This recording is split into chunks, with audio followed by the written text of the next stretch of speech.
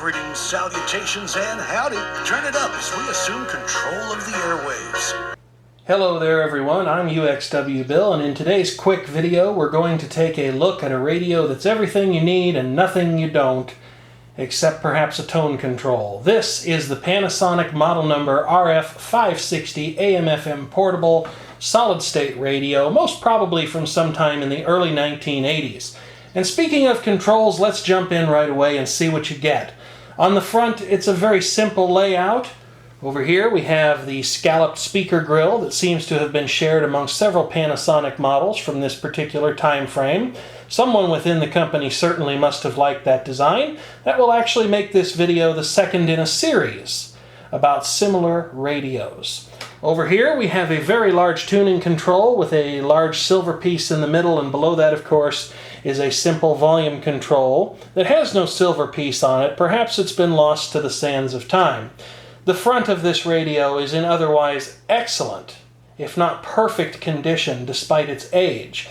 Down at the bottom you have a simple power switch. You have to make the decision as to which power source the radio is going to operate from. There are three choices. It can be turned off, it can operate from AC power or batteries.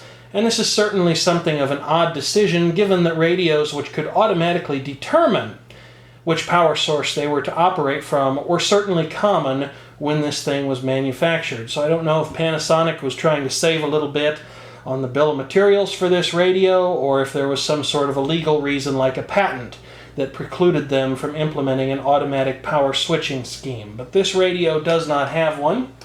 On the side panel there is a single headphone jack. This plays through one speaker only, so if you're listening with a set of stereo headphones, you don't even get duplicated monophonic audio with this radio, which is of course monophonic only. There are no stereo functions in either of its reception bands. Over on the back we do see, if you look closely, that this radio has had a bit of a rough life. We'll come in closer here and you can see that someone managed to break out one of these slats in the rear grille over time. But again, it's largely in good condition. The band switch, for those of you that were wondering, is located on the back of the set, making it a little less than perfectly convenient to reach.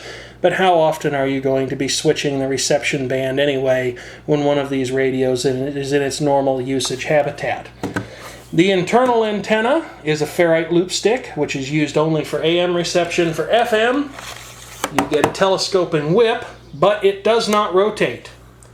You would have to physically turn or even precariously balance the radio on some sort of an object if you needed to change the position at which the antenna was facing in order to get better reception of a particular FM station. Inside the battery box, we have not only a set of batteries, assuming that I can actually get it open, but you also have the power cord storage compartment. And in a welcome departure from so many of these, it's actually big enough to hold the power cord with room to spare. Battery power comes from 4 AA batteries, which I have actually installed. We'll have a listening test later, as well as a band scan, just so you can get an idea of how well this radio performs.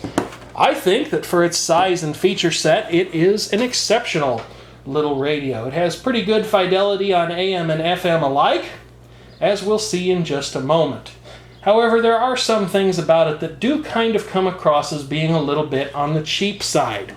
If you look at a sharp angle down at the tuning slide rule display, you will see that the dial pointer is not secured at both ends on this radio. It's only secured at the left-hand side, and the right-hand side is just kind of flapping in the breeze.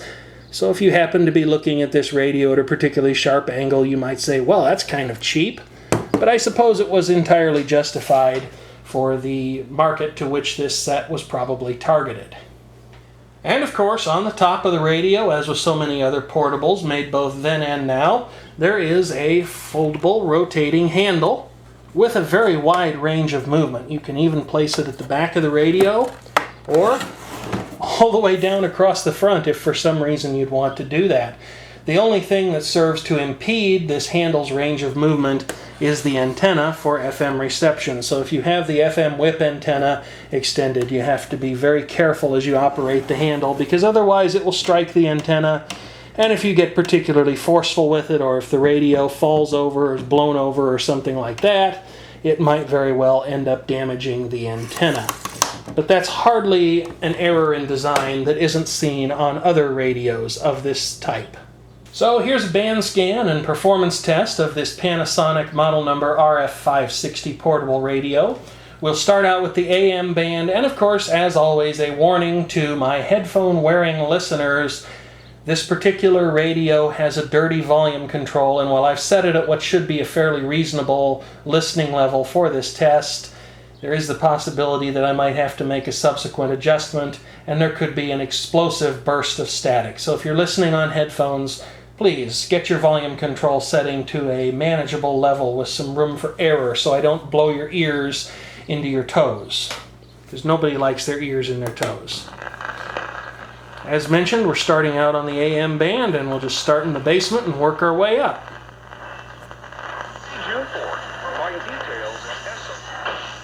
And a not so good example all the way through to show that at the center of all of this is a smart government that knows that there's economic ups and downs, political ups and downs, and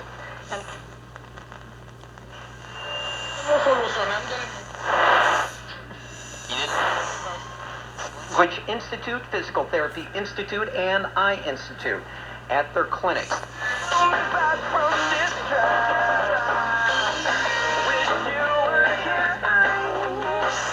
Common, they say, in the restaurant industry. Doing this over 20 years, there isn't one place that I haven't had this kind of experience. Chief and his collaborator Hannah Giles went into a bunch of Acorn offices around the country with Hannah Giles disguised. Nobody was saying that when Steph was dropping 28 points in 27 minutes on the Pelicans. And by the way, I'm watching Steph in warm-ups right now. He just nearly... I'm not saying it's bad. Norma's going to win Best Actress. Then right away, people... And then, by the way, those are the later awards. So early on, you...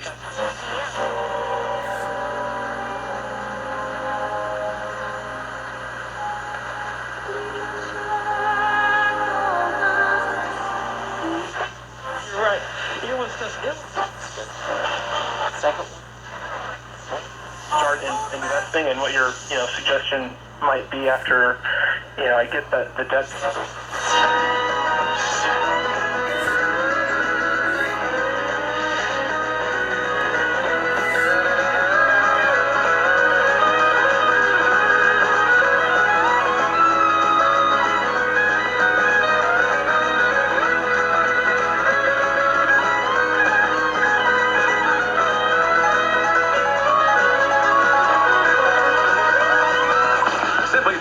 Hits of all time. Super Hits WIRL. It is awesome. I must have been through about 1,000,000 girls. I love 'em and I leave 'em. I'm dreaming love. I long to buy the love I'm sure about. That's such a kind of love to stay. Insurance agency can help.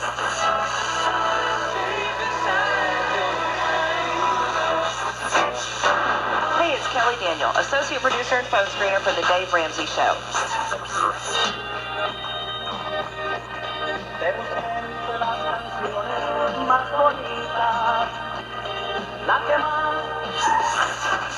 OW Birthday and Anniversary Club weekday mornings at 7:40. We're celebrating at Bond Relief Living Center in Mount Pulaski. Hey,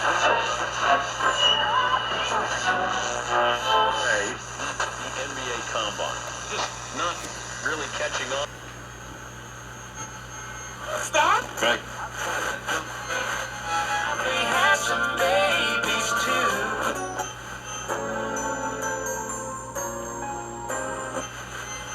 They're so helpful. I've got to get ready for summer too, so I'll make an appointment.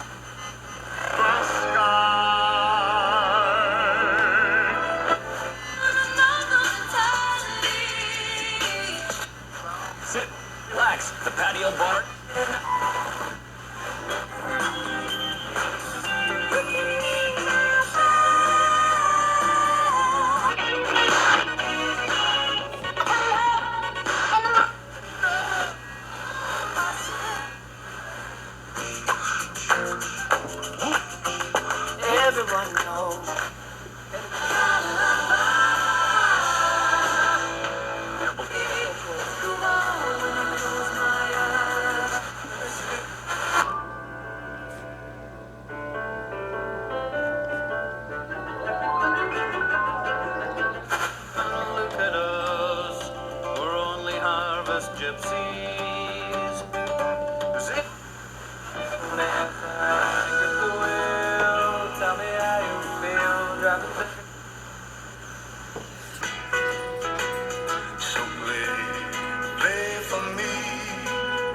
sad melody.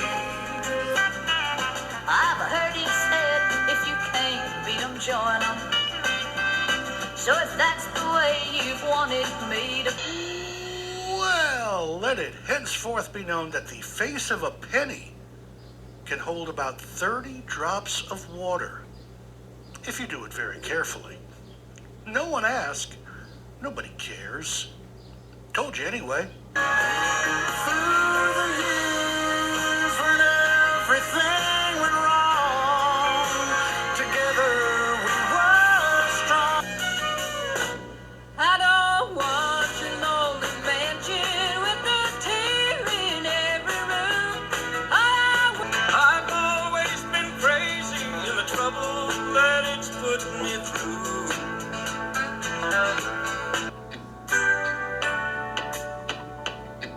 Do you whisper my name just to bring a little comfort to you? And as always, thank you for watching, and certainly do feel free to leave a constructive comment if you happen to have one.